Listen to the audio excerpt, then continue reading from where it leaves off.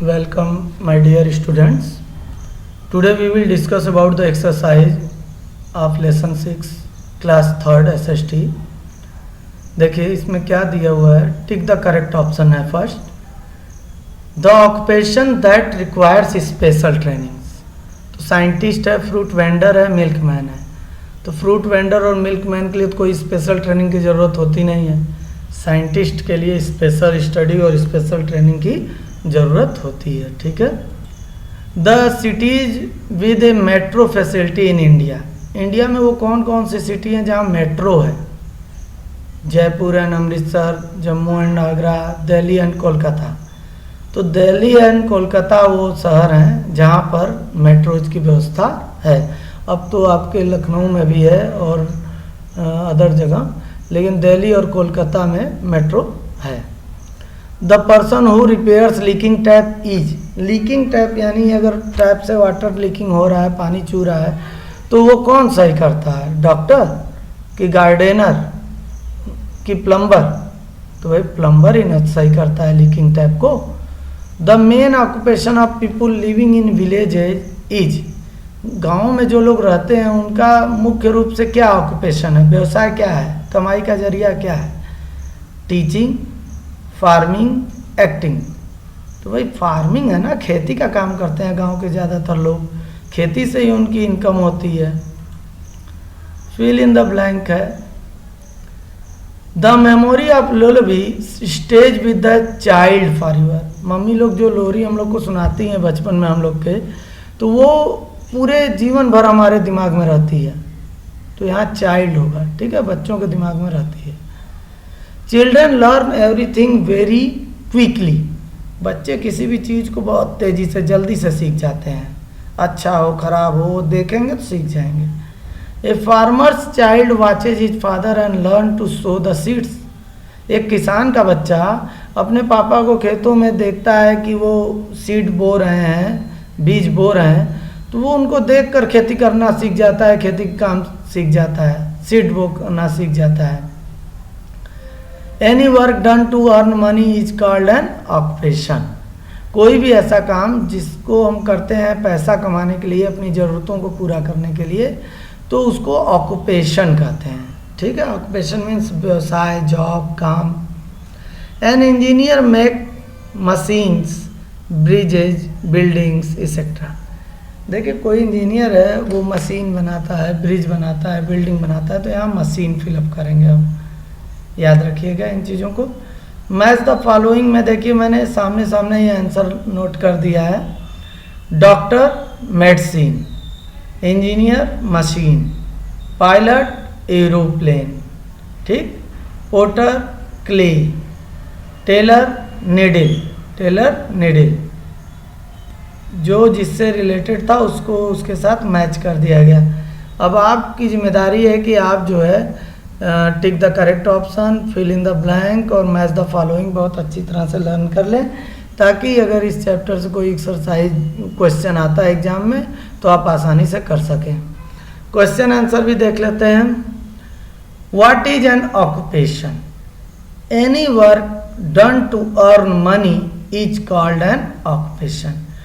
Occupation का मतलब मैंने बताया अभी कि कोई जॉब, काम जिसके थ्रू हम पैसा कमाते हैं, अपने परिवार वालों की ज़रूरतें पूरी करते हैं, अपनी ज़रूरतें पूरी करते हैं. तो वही आंसर में दिया है. Any work done to earn money. कोई भी ऐसा काम जिसे हम करते हैं पैसे कमाने के लिए. अर्न माने कमाना, मनी माने पैसा.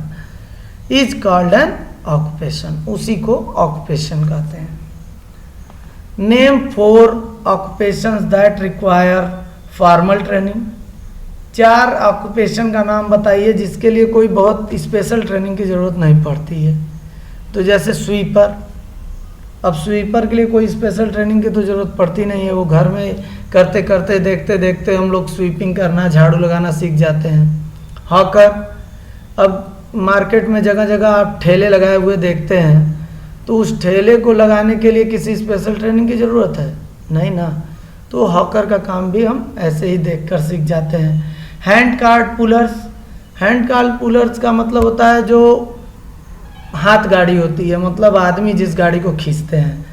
जनरली अभी वेस्ट बंगाल वगैरह में ऐसा देखने को मिलता है। तो वो भी काम कोई सीखने की ज़रूरत नहीं होती है, उससे कोई भी कर सकता है। एंड कूली का काम जो रेलवे स्टेशंस पे या जब हम ट्रेन से उतरते हैं तो हमारे सामानों को उतारने के लिए रेड कलर का कपड़ा पहने पोर्टर्स होते हैं ना, तो अब उन कूलीज को भी कोई स्पेशल ट्रेनिंग तो दी नहीं गई है। अब सामान उठा के एक जगह से दूसरे जगह ले जाना तो कोई भी, हम भी आप भी सीख लेंगे, जान लेंगे देख कर ही। हाँ भाई, ये है कि ये सारे काम इम्पॉर्टेंट हैं, कोई भी काम किसी से छोटा नहीं है। क्यों कि अगर स्वीपर ना हो तो सफाई नहीं होगी प्लेटफॉर्म्स पे, बस स्टेशंस पे।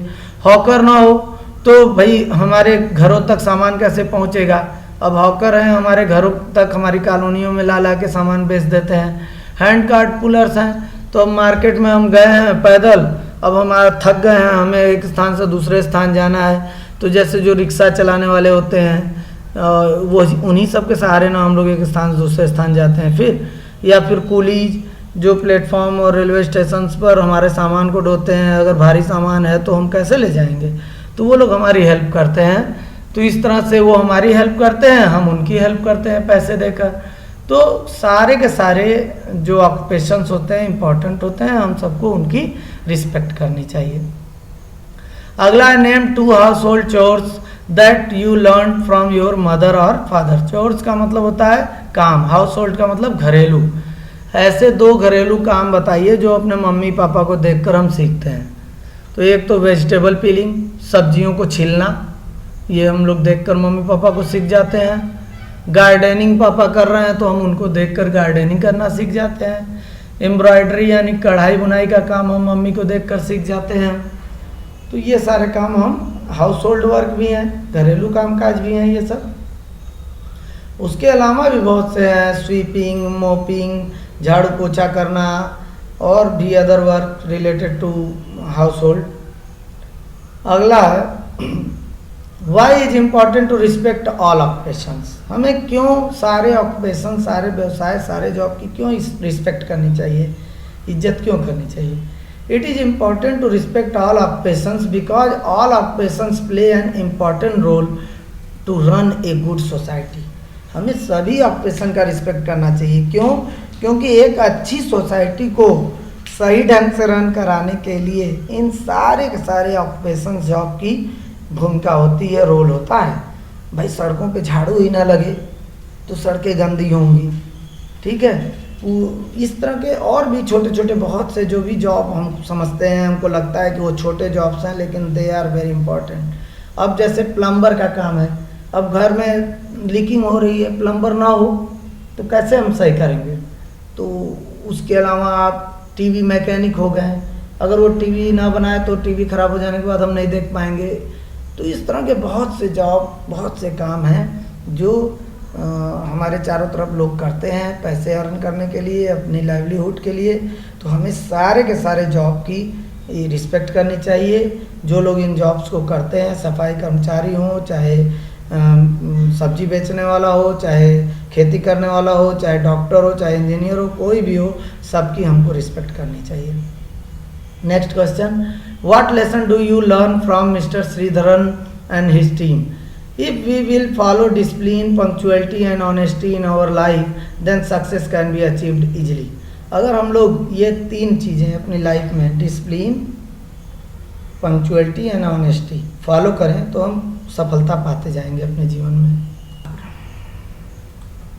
Value based question, respect means caring for feelings, thoughts and jobs of other people. ठीक है, रिस्पेक्ट का ये सब मीनिंग होता है। पहला question, list 3 ways in which you can show respect to people who make your life comfortable at home, in the school और in the neighbourhood. आप बताइए कि कौन कौन आपकी लाइफ को कंफर्टेबल बना रहा है। At home, my mother and father arrange all necessary things for me. Mummy papa ही हमारे लिए सब व्यवस्था करते हैं। At school, my teacher takes pain to make my life successful. Teacher आपकी लाइफ को सक्सेसफुल बनाने के लिए हार्ड वर्क करता है, समझाता है। एट नेबरहुड, आपके पड़ोसी always cooperate with my family. आपके पड़ोसी आपके फैमिली के साथ कोऑपरेट करते हैं, अच्छा व्यवहार करते हैं, तभी तो हम इजीली सब काम कर पाते हैं। नेक्स्ट क्वेश्चन है, what qualities do you need to appreciate the services provided by others. जो दूसरे लोग सर्विस कर रहे हैं या दूसरे लोग हमारे आसपास हैं, उनसे आप किस तरह की सर्विस को अप्रिशिएट करेंगे, वो क्या काम करें तो आप उनको अप्रिशिएट करेंगे, उनकी तारीफ करेंगे, बताइए। तो भाई पहला तो केयरिंग होना चाहिए, दूसरा पेइंग रिस्पेक्ट टू अदर्स, उसे सबको सम्मान देना चाहिए, आना चाहिए, एंड हेल्पिंग नेचर, और उसका नेचर कैसा होना चाहिए, हेल्प करने वाला होना चाहिए। अगर किसी पर्सन के अंदर इस तरह के क्वालिटीज़ हैं, केयरिंग ध्यान देने वाला, सबको सम्मान देने वाला और सबकी मदद करने वाला, तो हम ऐसे पर्सन को अप्रिशिएट करेंगे, ऐसे लोगों की तारीफ करेंगे। तो जब हम दूसरों के अंदर इस तरह के क्वालिटीज़ को ढूंढ रहे हैं तो सबसे पहले तो हमें भी अपने अंदर इन क्वालिटीज़ को लाना पड़ेगा ना भाई। Respect for self and others is important, दूसरों का और अपना सम्मान करना जरूरी है। Give two reasons in support of comment, ऐसा क्यों। When we respect to others, then others will pay respect to us. जब तक हम दूसरों को सम्मान नहीं देंगे तो दूसरे हमको सम्मान, हमको रिस्पेक्ट क्यों देंगे भाई। In this way, we will make a good society where everybody is paying respect to each other. ठीक है, अगर हम एक दूसरे का सम्मान करेंगे तो जो हमारी सोसाइटी है वो एक अच्छी सोसाइटी बन जाएगी। वहाँ किसी का किसी से बैर नहीं होगा, झगड़ा नहीं होगा और सब लोग मिलकर आपस में रहेंगे। इस तरह से एक अच्छी सोसाइटी बनेगी और जो हमारा फ्यूचर है वो भी अच्छा बनता जाएगा। तो उम्मीद है आप लोगों को ये क्वेश्चन आंसर अच्छी तरह से समझ में आ गया होगा। तो आप वीडियो को लाइक करें, कमेंट करें, और यदि अभी तक सब्सक्राइब और नहीं किया है तो ज़रूर कर दें और बेल आइकन को भी प्रेस कर दें। Thank you.